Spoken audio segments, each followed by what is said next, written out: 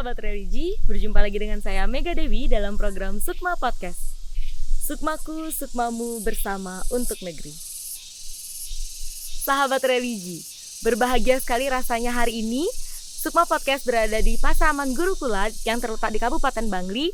Dan saat ini telah bergabung bersama kami Dewan Perwakilan Rakyat Republik Indonesia Bapak I Gusti Ngurah Kesuma Kelakan.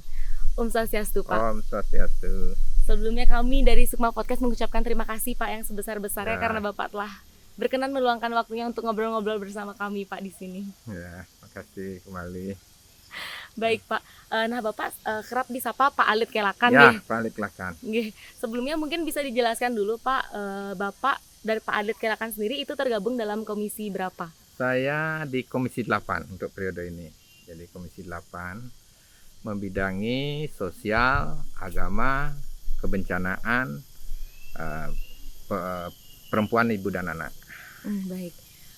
Jadi tugas dari Komisi 8 sendiri itu seperti apa Pak? Mungkin bisa dijelaskan ke sahabat religi dimanapun berada. Ya, tugas Komisi 8 misalnya dalam bidang agama, misalnya kalau secara umum kan tugas DPR itu fungsi legislasi, fungsi pengawasan, fungsi anggaran. Nah, jadi kalau sesuai bidangnya.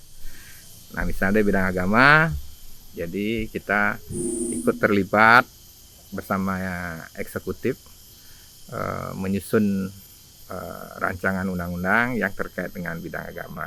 Misalnya. Kemudian kebencanaan misalnya ikut menyusun undang-undang. Nah, sekarang kita lagi bikin tentang undang-undang kebencanaan. Bidang sosial misalnya ikut menyusun undang-undang. Nah, kemudian pengawasan, jadi kita lihat pemanfaatan anggaran yang digunakan oleh negara sesuai dengan bidangnya, kita ikut mengawasi di lapangan.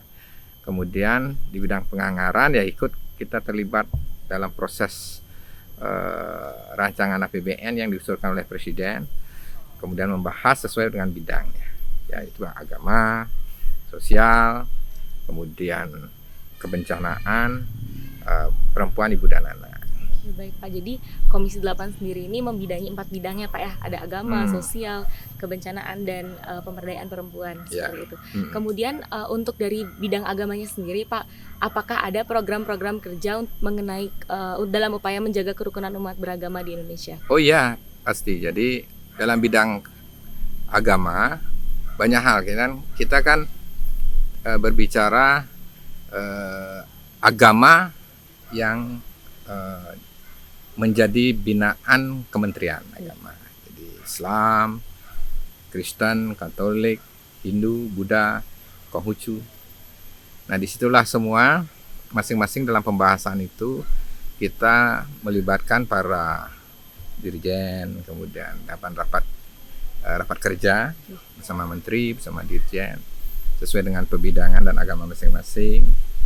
Nah, misalnya kayak sekarang misalnya khusus di Hindu gitu misalnya, terkait dengan masalah pendidikannya, kemudian sarana pendukung peribadatan, kerukunan beragama. Nah, itulah yang sering kita pembahasan dengan menteri terkait dengan agama tadi. Kemudian untuk tadi kan sempat dinotis mungkin sedikit mengenai pendidikan agama nih Pak nggih. Ya. Nah, untuk dari Komisi 8 sendiri itu bagaimana Pak untuk khususnya nih di Bali, apa saja kontribusinya untuk khususnya di bidang kemajuan pendidikan agama dan keagamaan Pak? Ya, semenjak ada Peraturan Menteri Agama nomor 56 tahun 2014, sekarang ada pembaruan ya, revisi 2020 ya. Jadi pendidikan itu kan ada dua sekarang ya. Ada kalau di Indonesia, jadi pendidikan di bawah naungan Dignas, kemudian satu lagi di bawah naungan Kementerian Agama. Nah, di bawah naungan Kementerian Agama dalam PMA itu ada kalau di Hindu, pendidikan Hindu yaitu peseraman. Itu. Dan peseraman ada dua hal, yaitu ya peseraman formal dan peseraman non formal.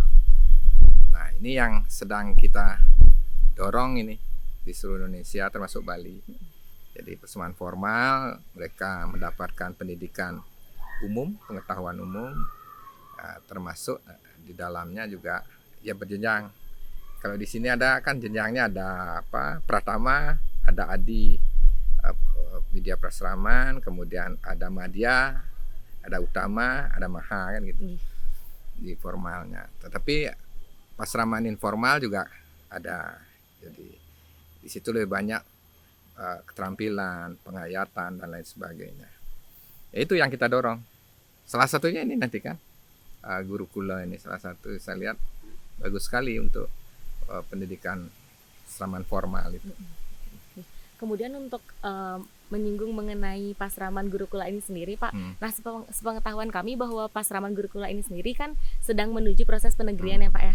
Nah, untuk itu apa saja mungkin kontribusi dari Bapak selaku DPR RI Komisi? Oh ya, saya akan mendorong karena gini, kita butuh generasi muda, khususnya Hindu karena kita bicara Hindu, termasuk agama lain.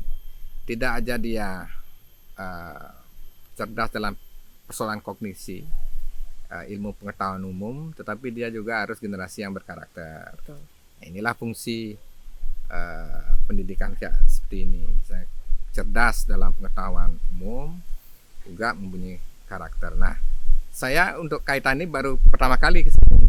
Saya sudah melihat sekolah yang akan kita bantu. Nah, khusus untuk ini baru sekali saya telepon Pak Dirjen. Saya dengan Bu Kanwil juga bicara apa yang menjadi persoalan. Katanya ini sudah diusulkan Januari 2021. Kemudian dengan proposalnya sudah masuk ke kementerian, sudah masuk dari Dirjen sudah turun ke direktur, tinggal diverifikasi. Nah, tapi tadi saya telepon Pak Dirjen, ada dua hal yang perlu menjadi perhatian. Nanti saya ikut dampingi. Pertama tentang aset kepemilikan aset yang dipergunakan tanah ini. Nampaknya ini tanah provinsi. Ya, hak guna pakai. Yang kedua secara administratif jumlah anak didik. Ya, tadi kalau itu nanti saya akan ikut terlibat untuk mendorong dan menyusul dan mendampingi ya, Pak. Ya. Nah, kemudian mungkin Bapak berkenan mungkin menceritakan sedikit suka duka apa sih Pak yang dirasakan selama menjadi DPR RI, Pak? Ya, kalau DPR RI kan sukanya kan kita kalau menjadi DPR RI kan bisa menyerap aspirasi, memperjuangkan kan gitu. Semasa hidup ini kan bisa membantu banyak orang. Kalau secara pribadi kan terbatas. Kalau menjadi DPR RI ini kan ada lembaga, ada disupport dengan kewenangan, disupport dengan tugas.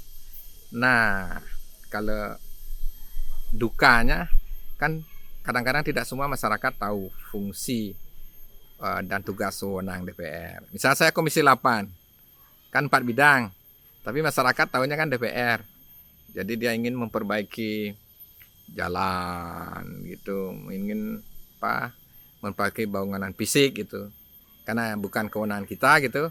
Kadang-kadang dianggap, aduh DPR ini kok tidak mau bantu gitu. Tapi kan saya maklum dari masyarakat kan wajar.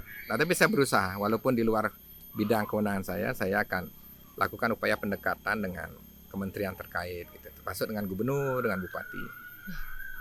Agar menjadi agar dapat juga meluruskan perspektif masyarakatnya Pak ya, mungkin melalui Sukma Podcast ini. Ya.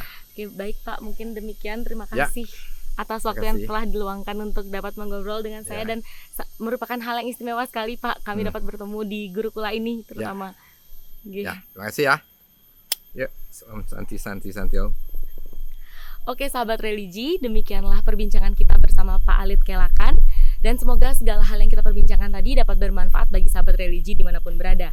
Mari kita bersama jaga kerukunan umat beragama untuk Indonesia kita yang tercinta. Dan jangan lupa untuk like, komen, dan subscribe channel YouTube kita di atas sini. Sampai jumpa di tayangan berikutnya.